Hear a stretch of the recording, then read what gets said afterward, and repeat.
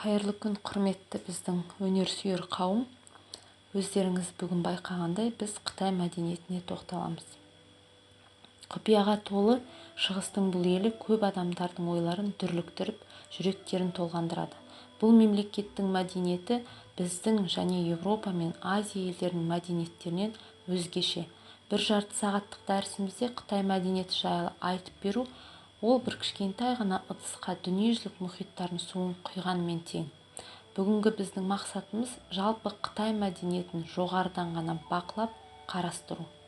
Ежелгі Қытай тарихы өз бастауын неолит дәуірінен, яғни біздің заманымызға дейін 5-3 мың жылдық кезеңдерден алады. Ежелгі Қытай өркениеті Хуанхэ өзенінің алқабында құрылып, және де ол ұзақ уақытта біршама бөлектеніп жеке тұрды. Оның шекарасы біздің дәуірімізге дейін 1000 жылдықтың ортасына қарай үлкейе бастайды. Ежелгі бергі Азияға қарағанда Қытайдың мемлекеттілігі және таптық қоғамы кейінірек пайда болады. Дегенмен оның барлығы құрылғаннан кейін олар жылдам дамып, өзіндік мәдениеті мен саяси жүйелері құрыла бастайды. Қытай мәдениетінің бастауы өте тереңде жатқан көнелігімен ғана емес, материалдық және рухани құндылықтарының да байлығымен және төзімділігімен ерекшеленеді. Мемлекетті көптеген жау шапқыншылықтары, соғыстар, көтерілістер мен қиратушыларына қарамастан, Қытай мәдениеті әр кез өз құндылықтарын сақтап, жаулап алушылардың мәдениеттерін жеңіп отырған. Тарих ағынында өз белсенділігін жоғалтпай, өз тұтастықтарын жоймай, сәулет, мүсін кескіндеме және қол өнерлерінің ескерткіштерін Қытай мәдениетінің баға жетпес мұрасына айландырды. Ертеден адам санасында Қытай деген ұғым мәңгі алыста әрі құпия дүние болып келген. Бұл кездейсоқ емес. Қытай мәдениеті осы күнге дейін сақталып келе жатқан ең бір ежелгі мәдениеттердің бірі. Ең қызығы, тарихта, уақытта оған белгі етпейтінде. Қытай халқы 5000 жыл бойы өз ұлттық мәдениетін керемет мирасқорлықпен сақтап келеді. Өткен тарихи оқиғалары мен әйгілі есімдер әлі күнге дейін қытайлардың ұлттық санасында сақталған. Ежелгіде қытайлар көптеген рухани құндылықтарды ойлап тапқан. Ертеден сақталған дүниелердің бірі аңыздар, ауыздан ауызға жетіп, ұрпақтарына мұра болып қалып, кейіннен кітаптарға да басылып жазылған. Қытай мәдениетінің өзі бірнеше циклдарға бөлінетін мифологиялық аңыздармен де тығыз байланысты.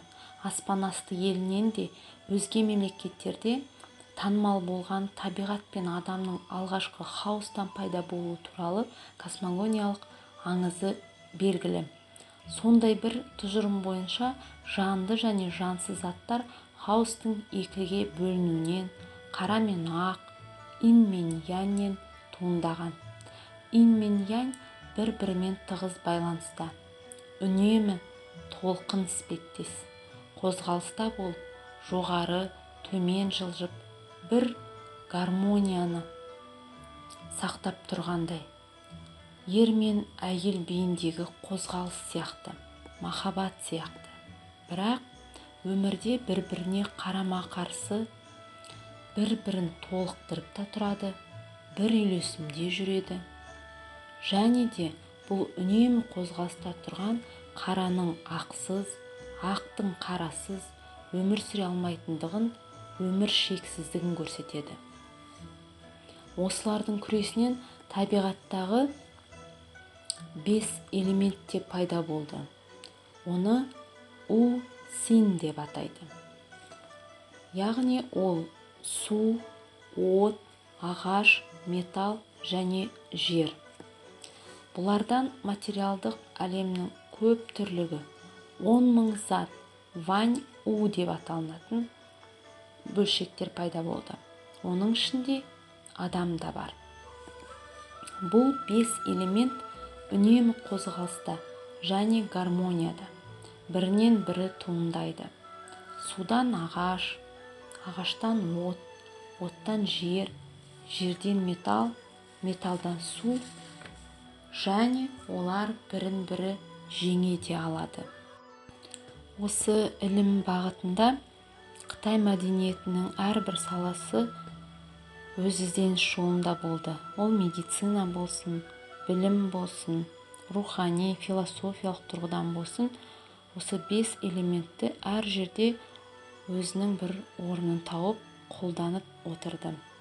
Осындай ақпараттарды жеткізудің тағы бір жолы каллиграфия. Қытай мәдениетінің маңызды да ерекше өнер түрінің бірі Қытай каллиграфиясы.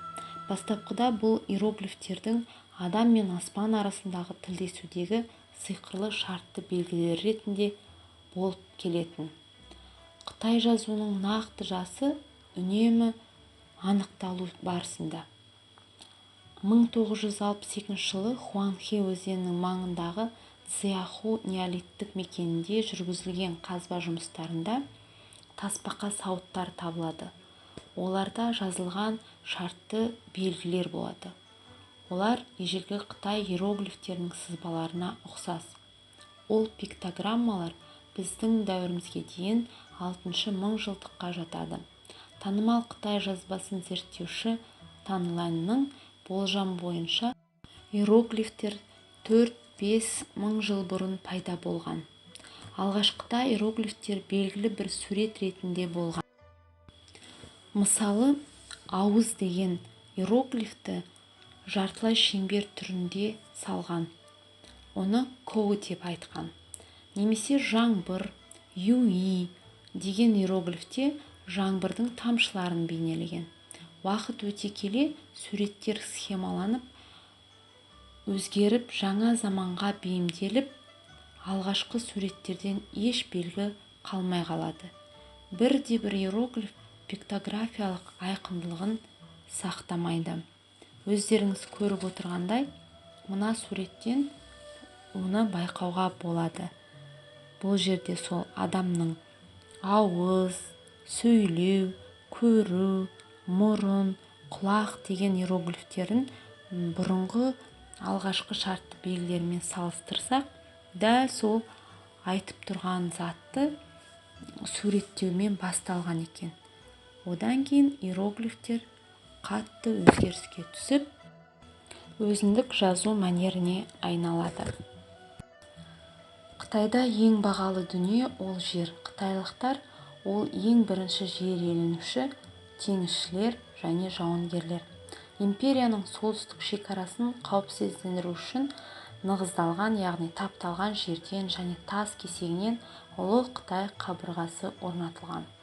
Ол 4 километр 1000 шақырымға дейін созылған. Біздің дәуірімізге дейін 221 жылы 6 ұсақ мемлекеттердің бірігуінен кейін әулеттің, яғни династияның бірінші патшасы император Цин Ши Хуанди бірнеше қорғаныс құрылыстарын бір қабырға қылып біріктіруді бұйырады. Құрылыстың алып көлеміне байланысты оны салуға 400 жылдай уақыт кетті.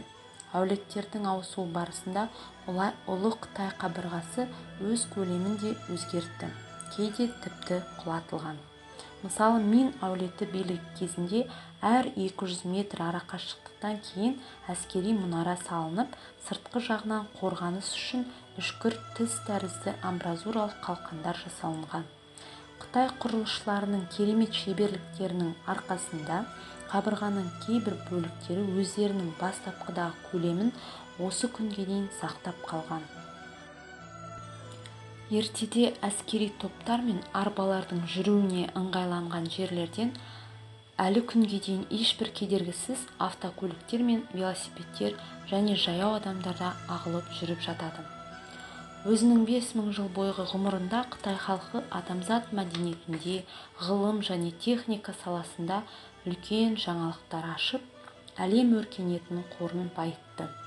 Еуропадан да бұрын Қытайда қағаз бен құбылнама, яғни компас пайда болып, қытайлықтар бірінші болып жібек мата жасап, фарфор мен оқ-дәрі дайындау жолын тапқан. Қытайда әсіресе медицина, математика және астрономия салаларында көптеген ашылымдар болды. Қытай қолөнерінде ежелгі заманнан бері көркемөнер саласындағы ағаштан ою, мүсіншелер дайындау, металл, фарфор, лактан жасау жұмыстары белгілі болған.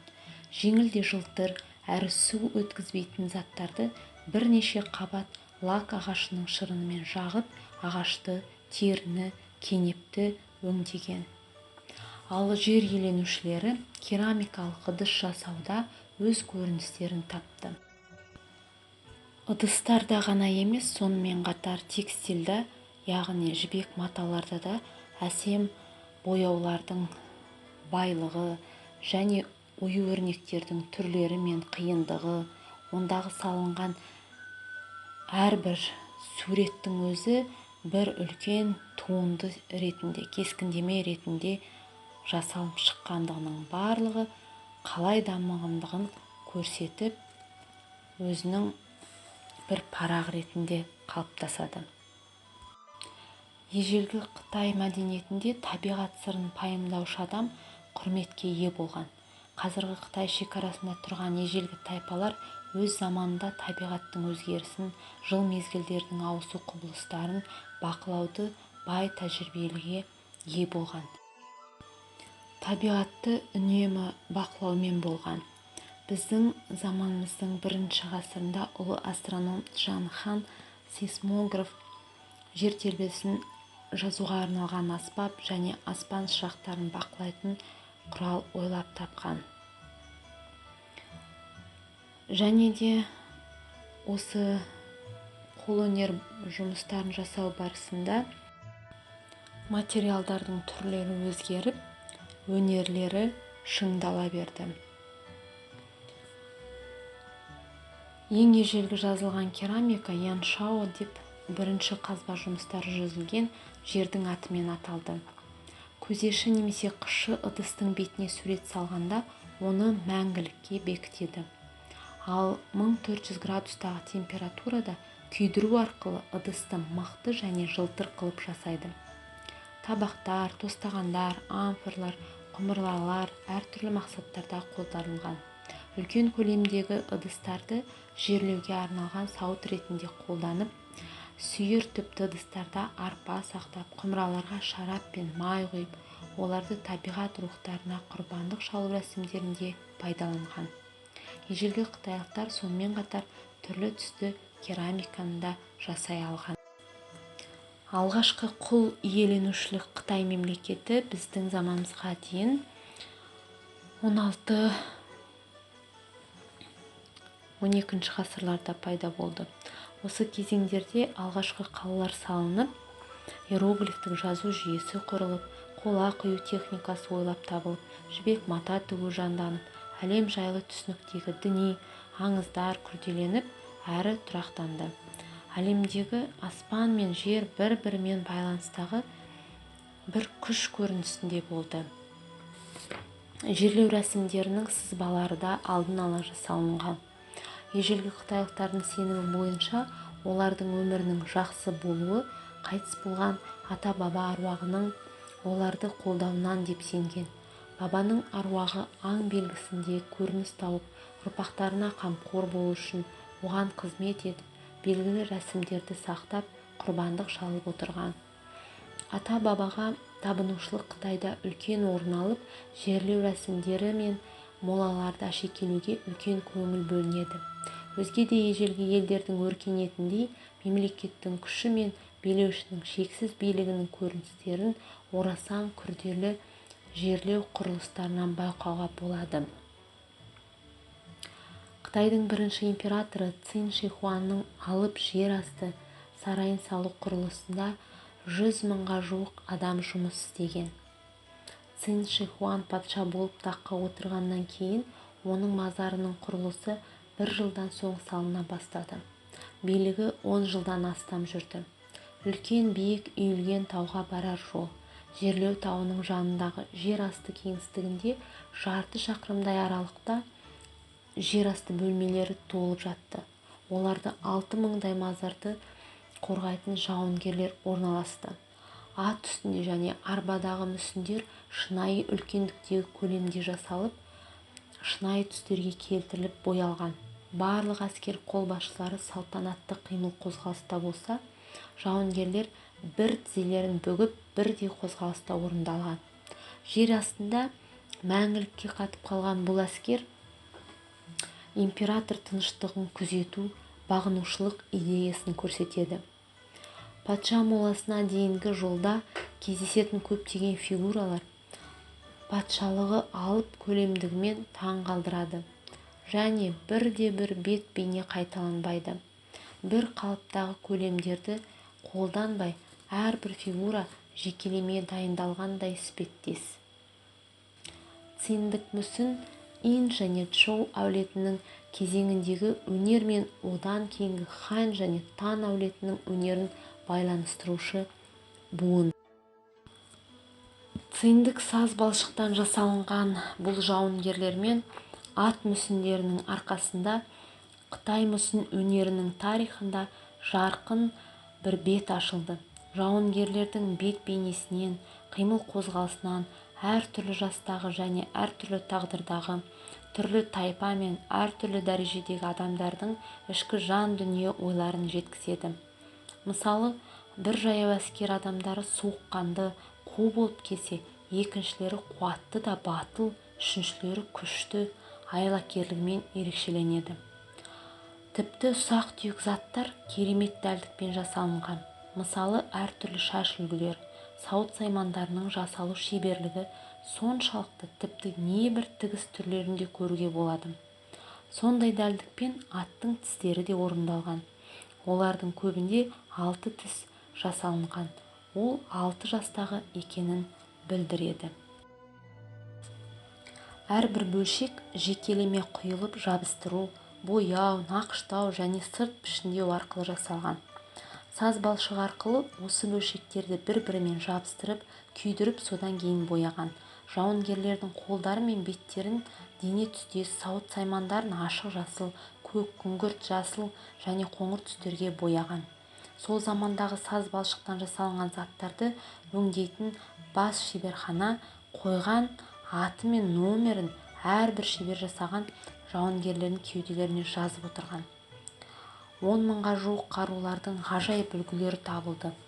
Қола қылыштар, айбалталар, балта найзалар, қармақтар, шапқылар, садақтар, жебелер және найзаның ұшына кигізетін заттар.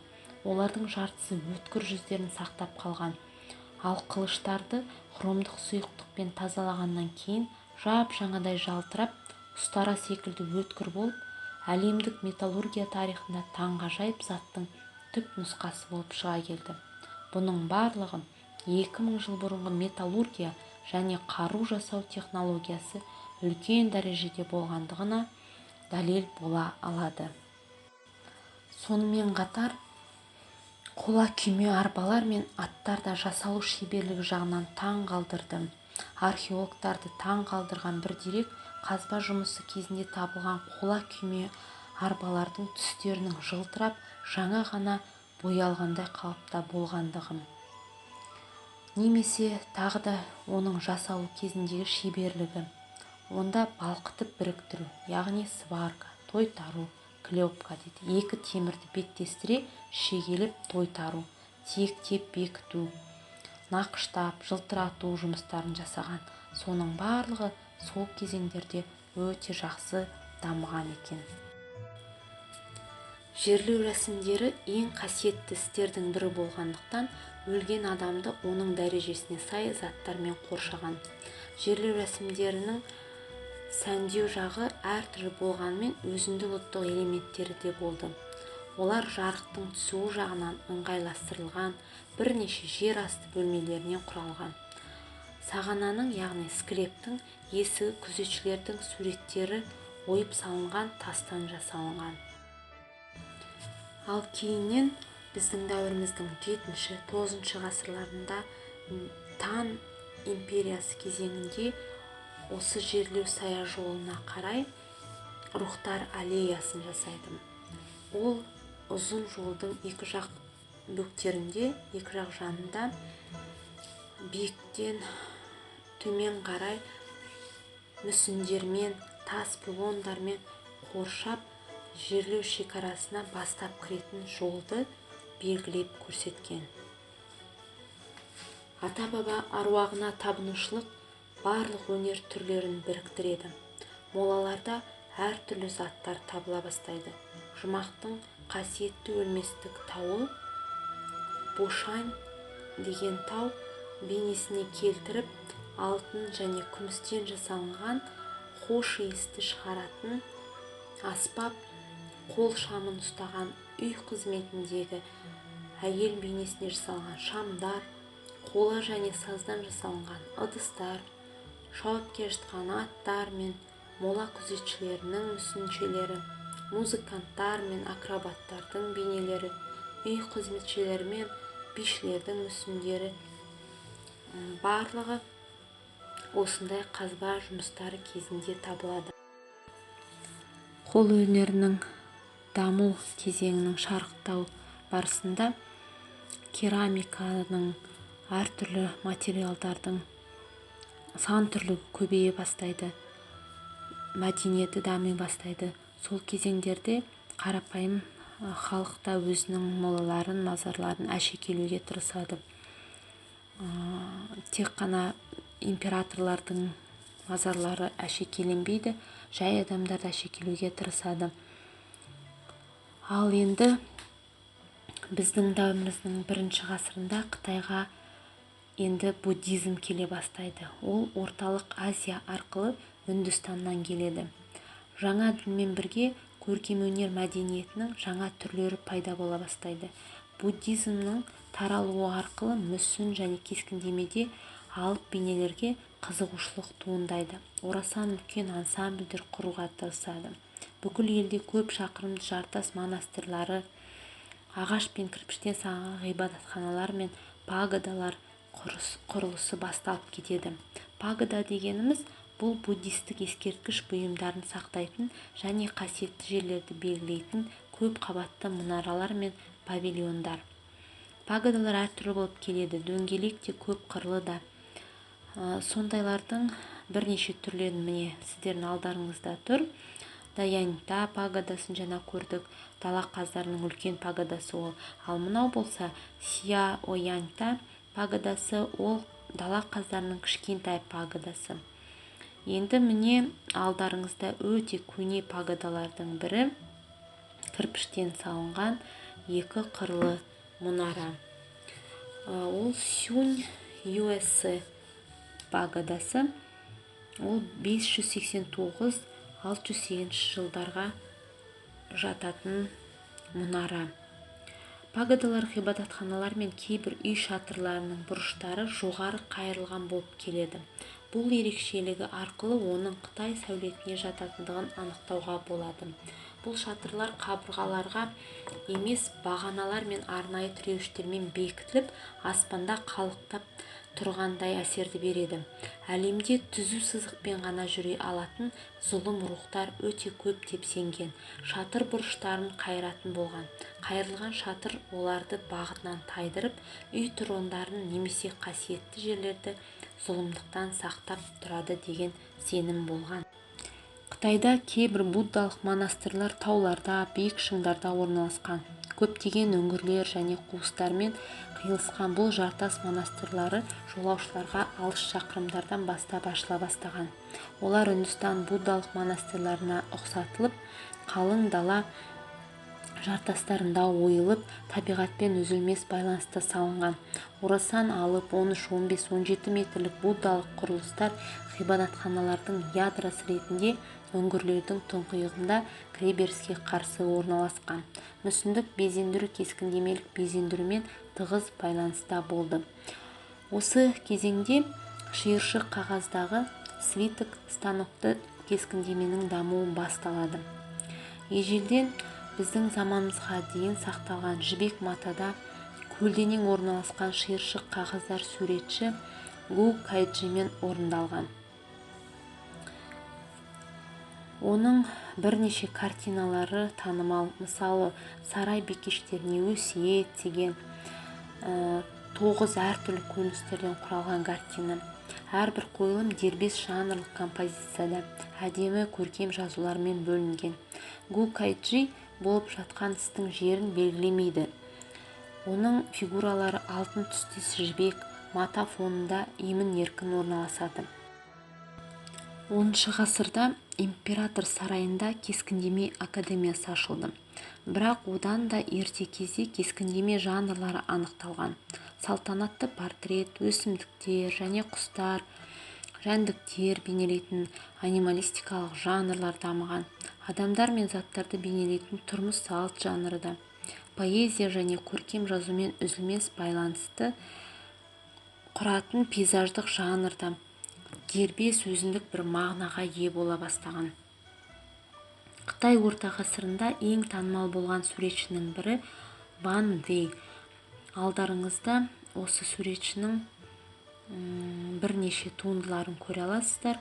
Өте танымал туындылары да бар. Ол кісінің қар жауғаннан кейінгі сәуле, шиыршық қағазынан бір фрагмент. Бұл адам тек қызықты суретші ғана емес, сонымен қоса дарынды ақын да болған, жарқын шенеунік болған.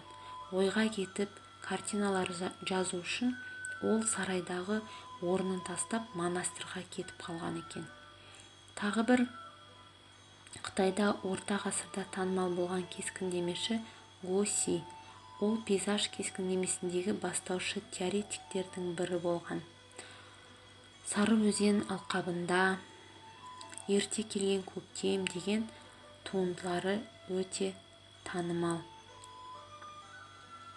10-11 ғасырларда Қытай суретшілері табиғат көріністерін жеткізудің әртүрлі жолдарын іздеген. Пейзаждық шиыршық қағаздармен қатар бұл кезеңде қалқандар мен веерлерді сәндеуге арналған шағын композициялар пайда бола бастайды. Жаңа бір айтып қалғандай, веерлар дейміз, яғни желдеткіштерді. Ол да бір Қытайдың ерекше өнер түрлерінің біріне жатқызуға болады. Осы веерлардың отаны Қытай деп есептейді. Аңыз бойынша кезінде оны адамдарға жаны ашыған жел құдайы сыйға берген екен. Веер жасауда үлкен өнердің бір түріне жатады. Оны әртүрлі қағаздардан, маталардан жасап, жай ғана гүлдеп әшекейлемей, оған тіпті тамаша кескіндеме туындыларында салып отырған екен. 12 ғасыр сәулетшісі Ли Минчжун ғибадатханалар мен сарайлардың құрылыс әдістерінің формасы жайлы трактат жазды. Осы трактат бойынша Қытай астанасы Пекин салынған. Бұнда ең танымал сәулет құрылыстары орналасқан. Тыйым салынған қала және аспан храмы. Зәулім алып аспан храмы аспан мен жердің ансамблі, өнім беруші деп құрметтеген. Ежелгі қытайлықтардың діни рәсімдерімен байланысты. Дөңгеленген михрабтардың террасалары және ғибадатханалардың көк түсті конус тәрізді шатырлары аспанның белгісі. Ал төртбұрышты жоспардағы ансамбль шекарасы жердің белгісі. Ансамбльдің ең биік ғимараты 1 жылдық өнім үшін дұға қылу ғибадатханасы. Бұл ғибадатхананың қою көк түсті 3 қырлы конус тәрізді шатыры мраморлы 3 қабатты террасадан көтерілген. Пекиннің ең басты салтанатты да сәулетті ансамблі император сарайы. Қазіргі кезде мұражайға айналған бұл сарай тыйым салынған қала. Көптеген қабылдау залдарынан жасалынған анфиладалардан құралып, алаңдар, бақтар, күркелерден және демалатын бөлмелерді көпірлі орлармен, каналдармен қоршаған. Міне сіздердің өздеріңіз көріп тұрғандай, бұл тыйым салынған қала көрінісінің ішкі көрінісі. Императордың бұл жерде салтанатты сәттерді өткізетін көрінісі. Ары қарайда ғимараттың өзінің ішкі жағында көруге болады. Жалпы Қытай мәдениетінде бақтандыру, ландшафтты салу өнері 12-13 ғасырлардан бастау алады. Қытай жерінен тағы бір тамашалайтын көріністердің бірі ол әсем бақтары. Бірнеше бөліктен тұратын стихиялық үйлесімнен құралған су айдындарымен, тас қабырғаларымен, галерея және павильондарымен бөлініп, бір-біріне алшақ тұрған әрбір бақ аяқталған бірнеше пейзаж композициялар сияқты. Келуші көрермен ансамбльден жүріп өткен сайын кездейсоқ көріністерге тап болып тамсана береді. Осы әдемі бақта біз бүгін Қытай мәдениетімен қоштассақ. Тыңдағандарыңызға рахмет. Келесі кездескенше сау болыңыздар.